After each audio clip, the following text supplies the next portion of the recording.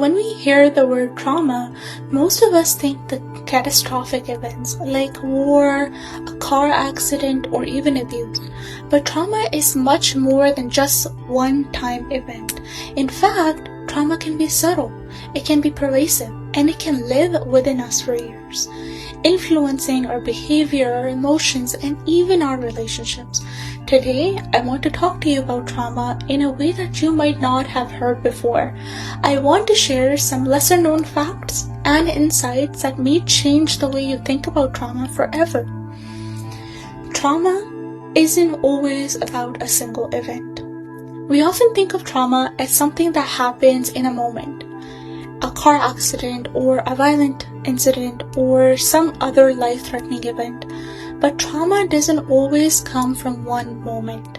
In many cases, it's a build-up of chronic stress, instability, and emotional neglect over time that creates trauma.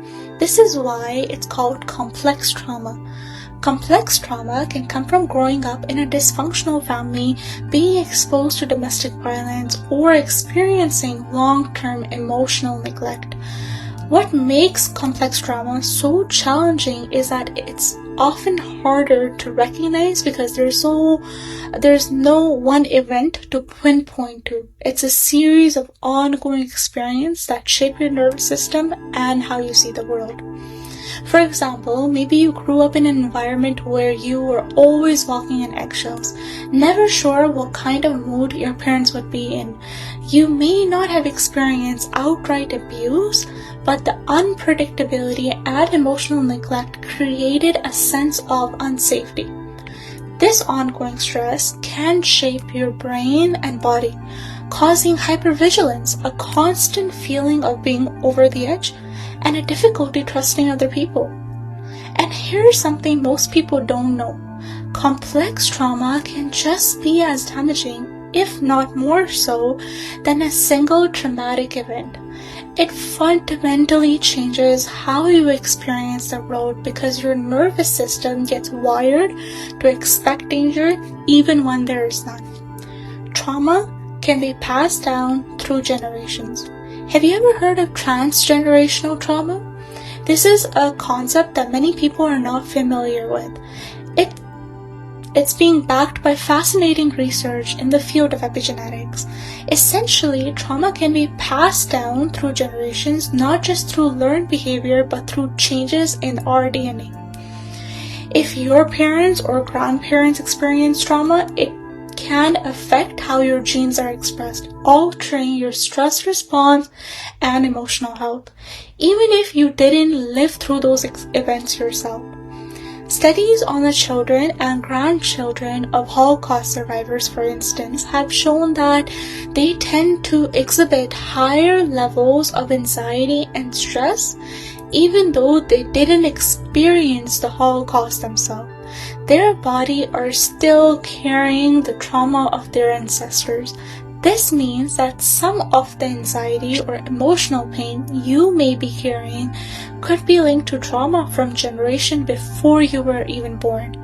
But the good news is that healing your own trauma can also break the cycle of future generation. When you work on healing, you're just not doing it for yourself, you're also doing it for your children and for their children too. Trauma isn't just emotional, it lives in the body. Here's something that often gets overlooked. Trauma doesn't just live in our mind, it lives in our body. Trauma is stored in your nervous system, and your body remembers it, even if your conscious mind tries to move on. This is why people with unresolved trauma often experience physical symptoms like chronic pain, headache, digestive issues, or even autoimmune diseases. When you experience trauma, your body goes into the fight, flight, or freeze mode, flooding you with stress hormones like adrenaline and cortisol. These hormones are meant to help you survive in the moment, but when trauma isn't processed, your nervous system gets stuck in the survival mode. Over time, this constant state of stress can wear down your immune system, leaving you vulnerable for more physical illnesses. The famous trauma expert Dr. Bessel van Kolk called this body keeps a score, because even if you're not consciously thinking about traumatic event, your body will remember it. This is why trauma can lead to chronic pain and other physical health issues that seem to have no explanation. Your body is holding on to the trauma and trying to tell you that something needs healing. Trauma can lead to post-traumatic growth. Here's something people don't realize.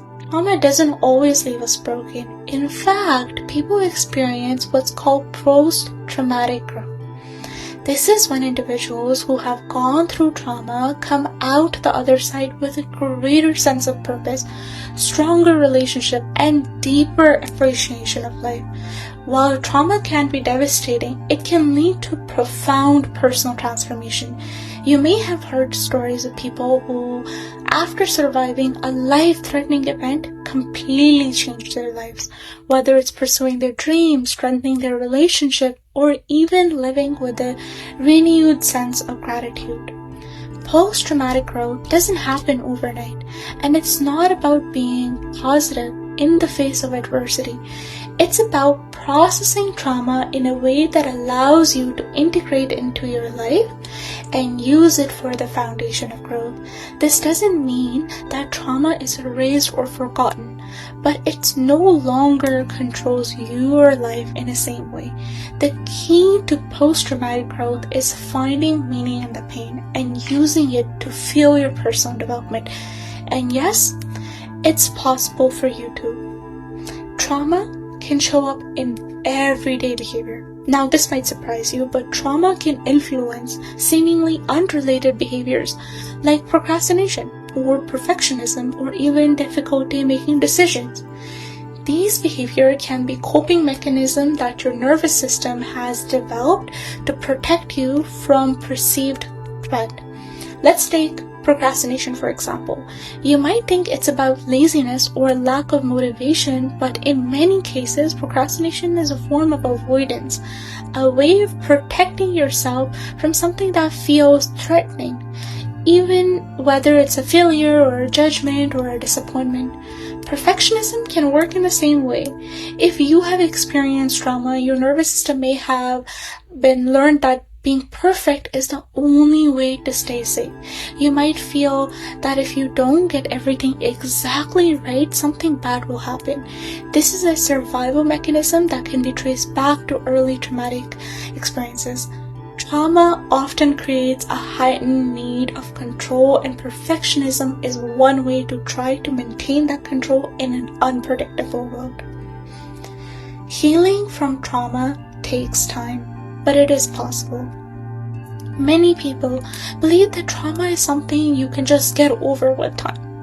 But the reality is, time alone doesn't heal trauma. Trauma needs to be processed, integrated, and released from the body. That's where the therapy comes in. Treatment like EMDR, which is eye moment desensitization and reprocessing, somatic experiencing, and trauma-informed CBT are incredibly effective in helping people process and heal from trauma. Mindfulness and body-based therapies are also key because they help you reconnect with your body and create a sense of safety. Remember, trauma disconnects you from your body, so a big part of healing is learning to stay safe within yourself. And I want to stress this. Healing from trauma is not linear. It's a journey with ups and downs, but it's absolutely possible. And here's something I want to leave you with. Trauma is part of your story, but it doesn't have to define you. You can heal, you can grow, and you can reclaim your life. If you have connected with anything I've said today, or if you have experienced trauma yourself, I would love to hear from you. What's one thing about trauma you think more people should understand? Share your thoughts in the comment, and let's build a community where we support each other on this journey of healing. Thank you so much for watching. Remember, trauma is real, and so is healing. And you're capable of both.